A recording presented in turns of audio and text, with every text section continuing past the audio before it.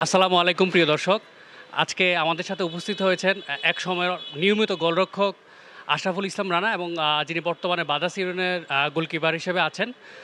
আমরা প্রথমেই তার কাছে জানতে চাইবো আ ২০১৯ সালে বাংলাদেশ আর ভারতের মধ্যকার যে ম্যাচটি অনুষ্ঠিত হয়েছিল, প্রায় ৭০,০০০ দর্শকের উপস্থিতি ছিল এবং সেই ম্যাচের অন্যতম টপ পারফর্মার ছিলেন আপনি। তখনকার সময়ে এই চাপ সামলিয়ে সল্ট লেকের মাঠের যে প্রেশার আপনি সামলিয়েছিলেন, এই অভিজ্ঞতাটুকু যদি আমাদেরকে জানাতেন।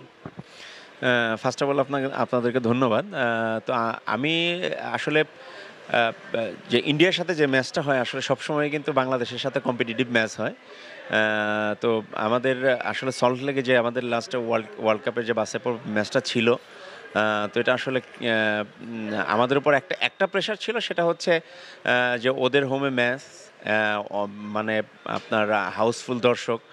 তো এত দর্শকের ভিতরে আসলে কতটুকু চাপ থাকে এটা মানে যারা আসলে প্লেয়ার তারা আসলে বুঝতে পারে। তো আমাদের একটা কনফিডেন্স ছিল, তার আগে আমরা ঢাকাতে আমাদের কাতারের সাথে একটা ম্যাচ ছিল, তো আমরা কিন্তু ওই ম্যাচটা খুবই ভালো খেলি।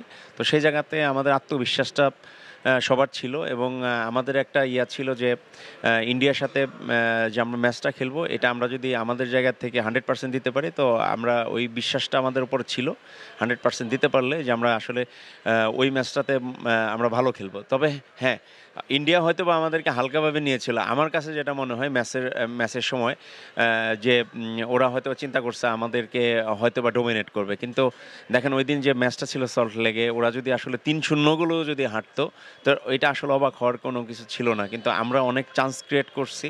আনফরচুনেটলি মনে করেন আপনার হয় নাই। লাস্টে আমরা হয়তো বা ৮৮ মিনিটে মেবি আমরা গোল রিসিভ করে ১-১ গোলে ড্র হয়। সামনে আর কিছুদিন পরে এফসি এশিয়ান কাপ। আপনি ইতিমধ্যে শুনতে পেরেছেন যে বাংলাদেশ জাতীয় দলে বেশ কিছু ফরেন প্লেয়াররা আসতেছে। ইতিমধ্যে কনফার্ম হয়েছে হামজা চৌধুরীর মতো একটা বিগ প্লেয়ার বাংলাদেশ টিমে যুক্ত হচ্ছে। তো হামজা চৌধুরী আসছে এবং হচ্ছে যে আপনি এই বিষয়টাকে কীভাবে দেখছেন বাংলাদেশ জাতীয় ফুটবল দলের জন্য? না, এটা ডেফিনেটলি এটা পজিটিভ ব্যাপার। কারণ এটা আমরা সবসময় চাই যে আসলে আমাদের যারা বাংলাদেশি, যারা প্রবাসী আছে, যারা ভালো ফুটবলার, তারা যদি আসলে বাংলাদেশ ফুটবলের সাথে আসলে সম্পৃক্ত থাকে বা হয়, এটা অবশ্যই আমাদের ফুটবলের জন্য ভালো। আর অবশ্যই এটা হামজা একটা বিগ নেম আমাদের বাংলাদেশের যে প্রেক্ষাপট সেই অনুযায়ী। তো আমরাও হয়তো বা মানে আশা করছিলাম যে হামজাকে হয়তো বা আমরা পাবো। কিন্তু আবার এটাও ঠিক যে হামজা যে জায়গাটায় আসলে খেলে, তো ওইখান থেকে আসলে বাংলাদেশের মতো একটা জায়গায় এসে খেলবে কিনা এটা আমাদের আসলে সন্দেহ ছিল, যে আসলে ওর জায়গার থেকে এইখানে আসবে কিনা। তো আলহামদুলিল্লাহ যে এইখানে হয়তোবা যারা আমাদের ফুটবল সাপোর্টার যারা আছেন, তারাও হয়তোবা চাচ্ছিলেন, মনে প্রাণে চাচ্ছিলেন, বা ফুটবল ফেডারেশন ওনারা ট্রাই করেছে। তো আলটিমেটলি হামজার ব্যাপারটা সাকসেস। তো এখন অবশ্যই এটা আমাদের জন্য অনেক বড় প্লাস। তো আমরা ডেফিনেটলি আশা করব যে হামজা যে লেভেলের প্লেয়ার, সেই এফোর্টটা বাংলাদেশ টিমে যদি দিতে পারে, তো অবশ্যই বাংলাদেশ ফুটবলের জন্য এটা অনেক বড় একটা বিষয় হবে। আচ্ছা ভাই, আরেকটা বিষয় হচ্ছে যে এফসি এশিয়ান কাপ ২৫শে মার্চ ২০২৫ সালে দিয়ে যাত্রা শুরু হতে যাচ্ছে এবং ওই ম্যাচটা ভারতের মাটিতেই হবে। বাংলাদেশ ভারত একটা মানে একটা সবচেয়ে জমজমাট একটা ম্যাচগুলোর মধ্যে একটা ম্যাচ হতে যাচ্ছে। তো ওই ম্যাচে ২০২৫ সালের মার্চ মাসে যে এফসি এশিয়ান কোয়ালিফিকেশনে বাংলাদেশ খেলবে ভারতের বিপক্ষে, ওই ম্যাচে আপনি একজন দীর্ঘদিন বাংলাদেশের গোলবারের দায়িত্ব সামলিয়েছেন। ওই জায়গা থেকে আপনার অভিজ্ঞতার জায়গা থেকে ওই ম্যাচে আপনি কোন গোলকিপারকে আপনার বেস্ট অপশন হিসেবে মনে করবেন? আনিসুর রহমান জিকো আছে, মিতুল মার্মা আছে এবং শ্রাবণের নামও আমরা শুনতে পাই। আপনার অভিজ্ঞতা থেকে আপনার এক্সপিরিয়েন্সটাকে আমাদেরকে জানাতে পারেন। দেখেন আসলে এইখানে যে সমস্ত গোলকিপারের নামগুলো বললেন, অবশ্যই ওদের ভিতরে অনেক ভালো পোটেনশিয়াল আছে। আর তাছাড়া জিকু তো আমার সাথে লম্বা সময় ছিল।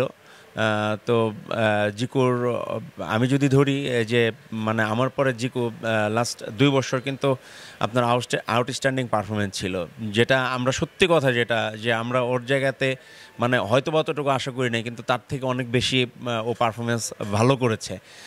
তো এইখানে আবার মিতুল মার্মা আসছে, মিতুল মার্মার ভিতরে কিন্তু অনেক পোটেনশিয়াল আছে। তো শ্রাবণ বা আরও কিছু ছেলেপেলে যারা আসছে যে আপকামিং গোলকিপার, তো আমার কাছে মনে হয় যে আমাদের গোলকিপারদের ভিতরে একটা ভালো কম্পিটিশন তৈরি হয়েছে।